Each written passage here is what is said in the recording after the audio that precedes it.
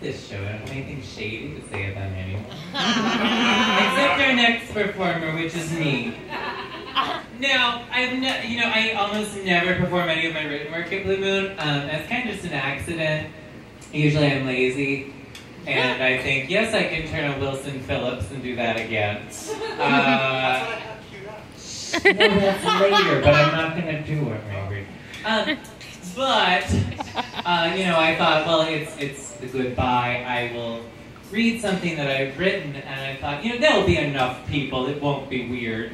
I'm now in front of a room of people whose names I know. I'm going to perform something for you. I've done it before. Take this little bit.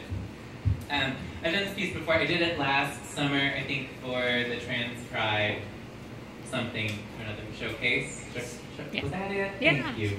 Thank you to Colleen, who knows the name of the event that I performed this at. And in general, I'm just going to go around and say hi to all the people I know. Sarah.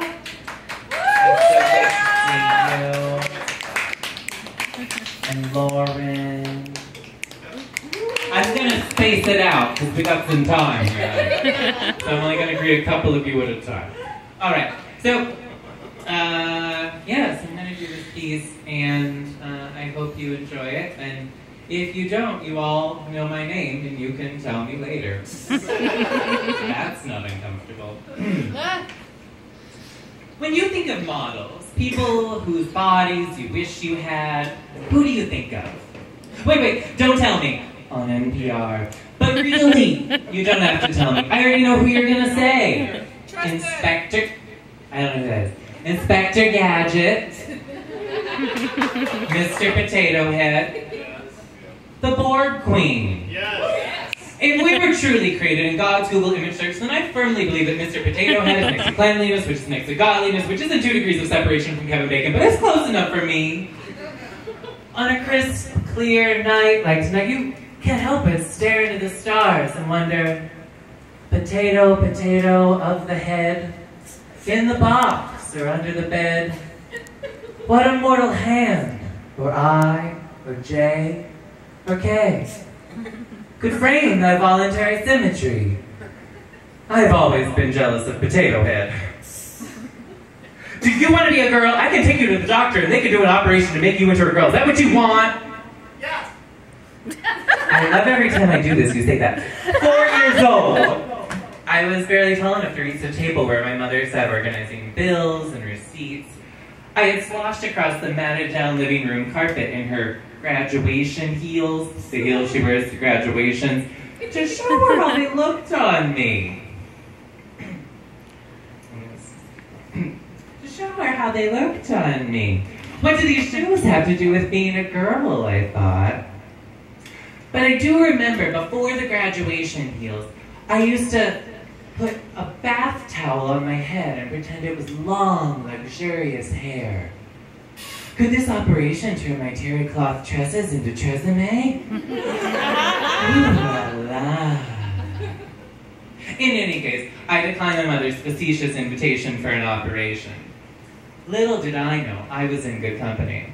In 1995, Annie Lennox, lead singer of the Eurythmics, released a music video entitled Money Can't Buy It, where she spends the entire video lip-syncing her own song to herself into a mirror with a towel on her head. I guess Annie didn't have the operation either. But Potato Head's got us beat. It can put an ear where a foot used to be, or a nose at the toes, and it means nothing. It signifies nothing. Because to be Potato Head is to be changed. It is to be... it's to be shoulder pads. Look, I've always loved Julia Sugarbaker. You know, from designing women, big hair, structured dresses, and always the perfect thing to say. Look, I can do this by the paper. And you might not know, Marjorie, that Suzanne was not just any Miss Georgia. She was the Miss Georgia. She didn't twirl just a baton. That baton was on fire. And when she threw that baton into the air, it flew higher, further, faster than any baton has ever flown before, hitting a transformer and showering the darkened arena with sparks. And when that baton finally did come down, Marjorie, my sister caught that baton, and 12,000 people jumped to their feet for 16.5 minutes of uninterrupted thunderous ovation as flames illuminated her tear-stained face. Shoulder pads are perfect. They're impermanent but real. You can wear them to a fancy dinner at Le Cavada, that's the Golden Corral, and take them off when you're done. And best of all, when you take off shoulder pads, no one claims you never had shoulders to begin with. Of course, you've always had shoulders. You're a real shoulder holder. Your shoulders just looked a little different for a while. Live a little. Around the same time that I declined hair lengthening surgery, I also began to lose my vision. Glasses align my body with my imagination, the same way that shoulder pads align your body with your imagination. They enhance the experience of living. I often wonder what it would be like to be the child of Inspector Gadget and Mr. Potato Head. You know, you're trying to reach something and you can't, and so you just pop the arm off and put on a new cybernetic arm to reach and stretch and grasp that emergency toilet paper because God help you, but there was too much kimchi. Or when you're on the bus, you know, you can extend 8 more legs, kind of like a big spider, to hold yourself as you hit pothole after pothole after pothole and not fall over.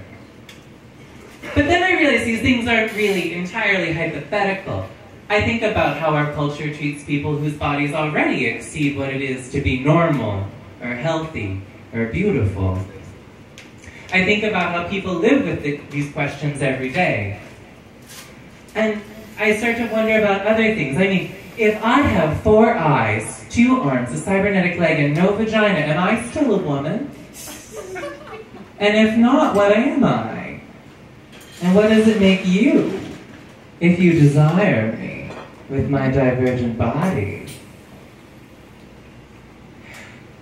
Then I realized the answer, the solution to getting to my potato-headed dreams is to make room and make space for people whose bodies already exceed what it is to be human and good and normal. And maybe by the time we make that space, Dr. Marvin Rosenzweig can give me what God did in a hair down to there and an ear over here. And maybe then we can all enjoy our bodies and our lives together. After all, girls just want to have fun.